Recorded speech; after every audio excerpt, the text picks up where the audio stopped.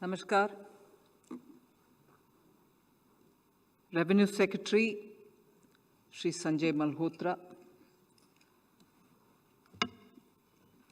Chairman CBIC, Chief of the DRI, my colleague in the Council of Ministers, Shri Pankaj Chaudhary ji, and all officers of the DRI, past officers of the DRI, and also the former colleagues who have been part of the DRI.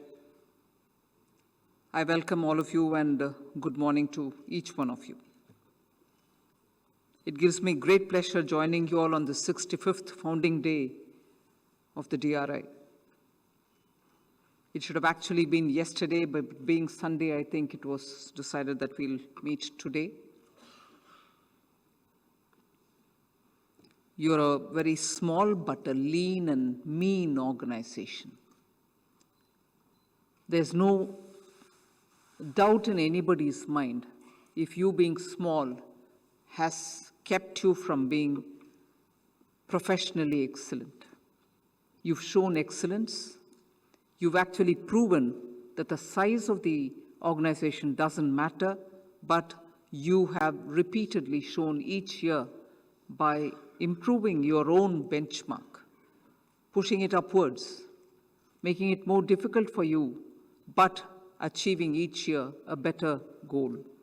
So on that note, I congratulate the DRI for its performance over and over again in the last few years that I've noticed you closely. I'm sure it has been like this before too.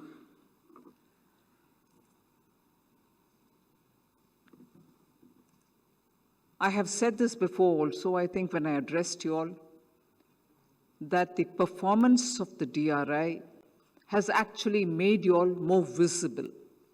You have had inherently a quality of lying low but performing. But your visibility is because of the way in which you have been cracking some of those absolutely unbelievable cases. And it is that momentum which has made all other agencies, if I may say so, also to think that the levels of performance are now being at a higher benchmark level. So there is a healthy competition among enforcement agencies, and I'm happy for it. I was briefly looking through the book that you've released on smuggling in India. Very quickly, I saw data in the form of a bar chart, or two bar charts, which brought a question to my mind, which I thought I should place before you, for you all to think about it, or if I'm bringing in an artificial cause-effect relationship, having seen those bar charts. I've been closely monitoring the detection of smuggling in India, particularly of drugs and particularly of gold. When I was looking at the two bar charts which show gold imports into India, and also another which showed gold smuggling in India, I briefly saw a connect, which may be an illusion to me. You may correct me subsequently. But I thought there seems to be some kind of a relationship between when smuggling gets detected or big numbers get detected, when therefore there is an indication that there is more smuggling of a particular item, in this case gold, there is also uske aage piche, meaning either before it or after it, there seems to be a very high import of gold. I do not know if there is a tendency or a cyclical impact of high import at some point in time in the year. The bar chart, if I can remember correct, showed that in July 21 and also March 21, I think, had very high imports of gold. And nearer, just before and after, there seems to also be a higher detection of smuggling, because the bar chart is obviously showing detection of the smuggling in gold. I do not know if there's a causal relationship. But I also think it gives me a thought to say if there is a pattern that you can learn from, If you may want to go back to several years of looking at high import, months with high import, and before and after that, if there is a correlation for detection. Does the officer, the DRI officers, see that there's more imports happening and gets more cautious? Or is it that naturally you're able to get actionable intelligence, and therefore you're able to detect more of the smuggling? I do not know what works which way, but it raised an interesting question in my mind, and I thought I should put it before you. If such, I've just done it off the cuff.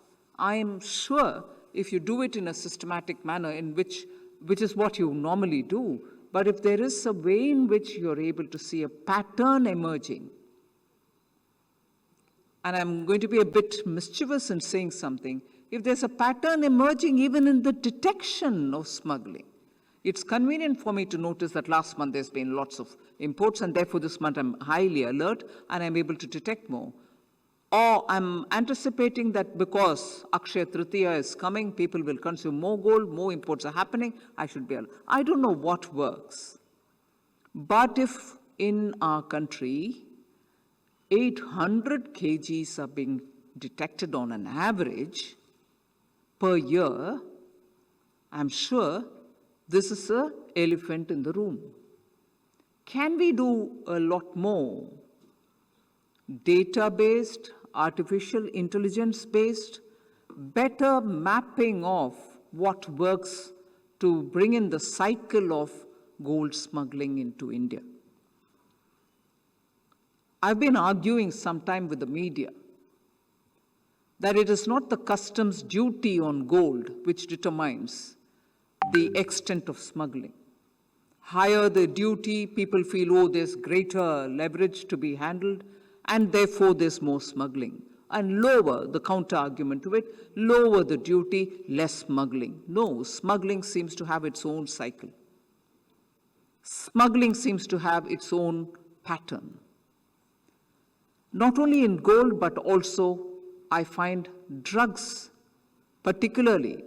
Vivek Johri was telling me just now, the chairman CBIC was telling me just now, that cocaine has also started coming in a big way in this country. And again, here I want to ask a question.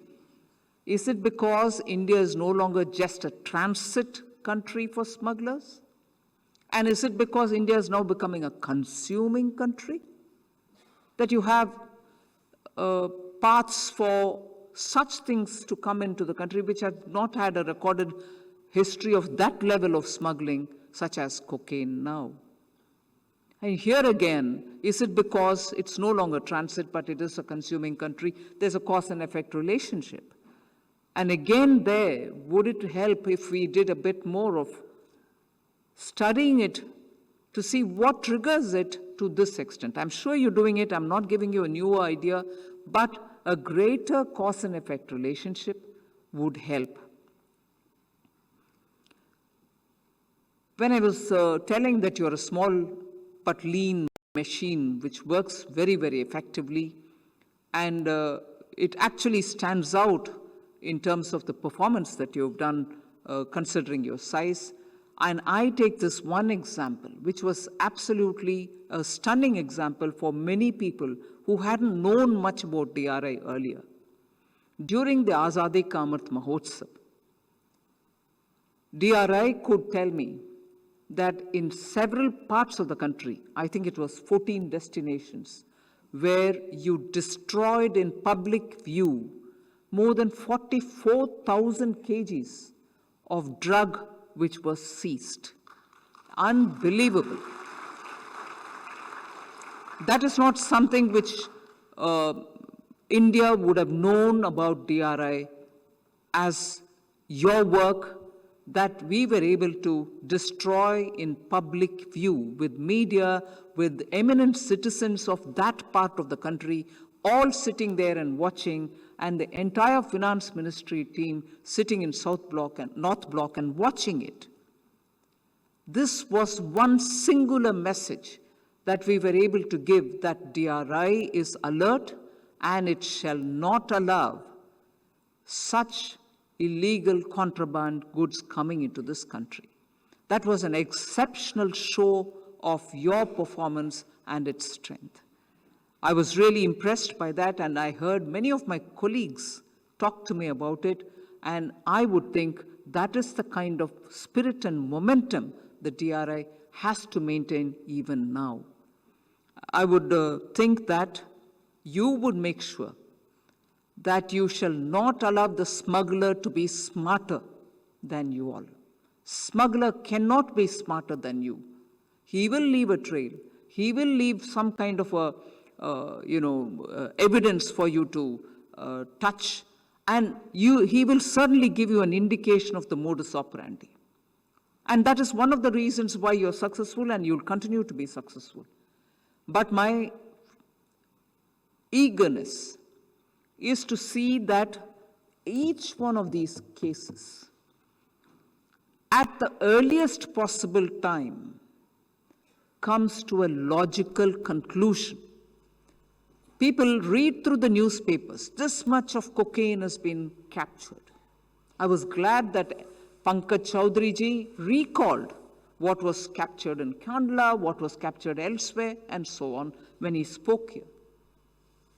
But the question which remains in the mind of the ordinary citizen is, theek hai, but what happened? How many people went to the prison for it?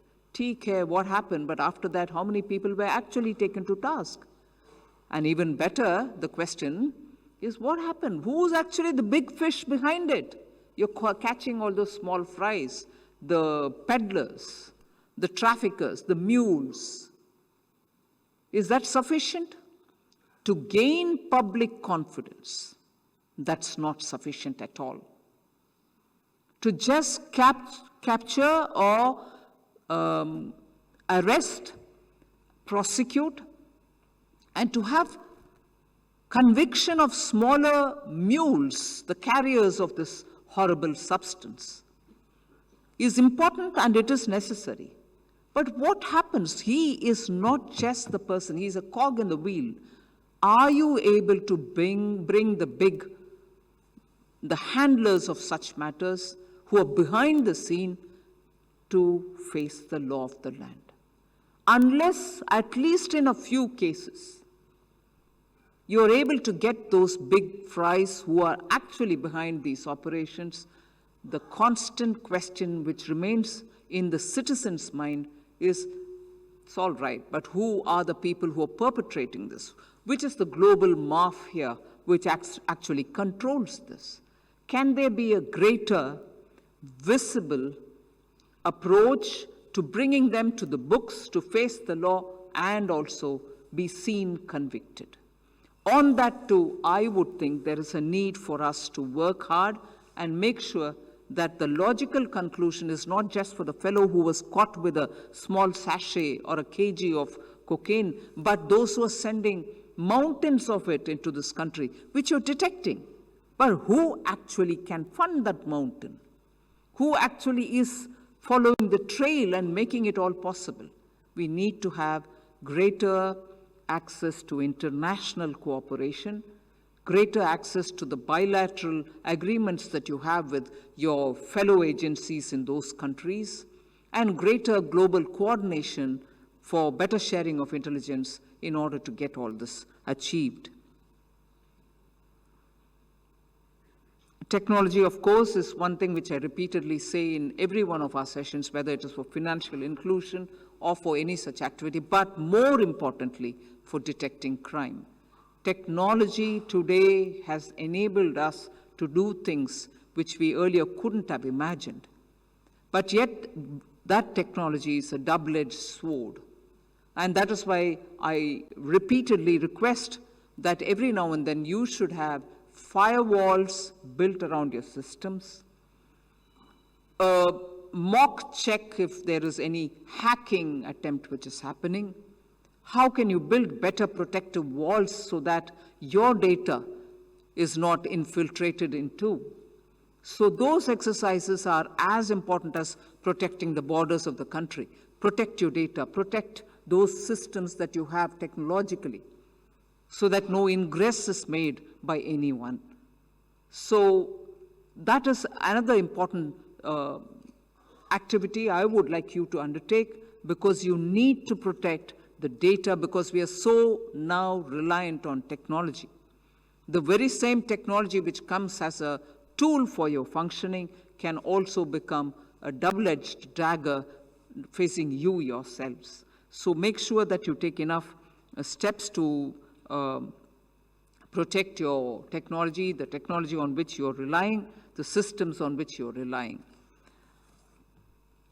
I would suggest, therefore, and if it is workable, if the DRI and the CBIC and the revenue think it's workable, and I'm sure today too you're going to be discussing, but a day or 2 day long meet specifically to see how global cooperation, particularly among those countries with whom you have a bilateral agreement, and agencies like the Interpol and many others with whom you have almost a daily sharing of information and seeking of help, you should hold a 2 day clear, well-focused symposium, call it a workshop, to understand how better global interactions and cooperation can work, how better timely sharing of information can work, how to differentiate between any intelligence that comes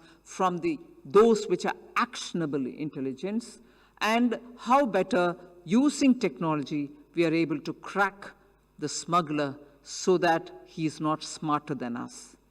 Smuggler cannot be smarter. I'm repeating that line, not that it is anything which is like a motto or so, but I think it has a purpose.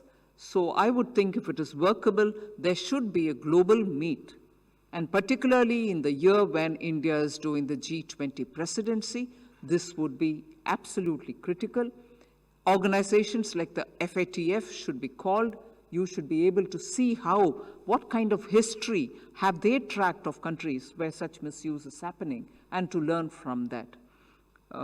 With these words, I think I would wish DRI a very bright and many more decades of success. India's safety, economic security lies in your hands, and each one of you all have performed so well, and I wouldn't overdo if I recall the wonderful achievement of the lady officer and also the male officer, both of whom have risked their lives and protected. I also praise the service rendered by Mr. Gopal Nathan, whom you yesterday conferred the award on, and I'm sure many more of you are here who will be recognized by DRA, recognized by the Finance Ministry for the immense work that you have done already and you're likely to do in the future as well. So all the very best, and I'm happy to be here today.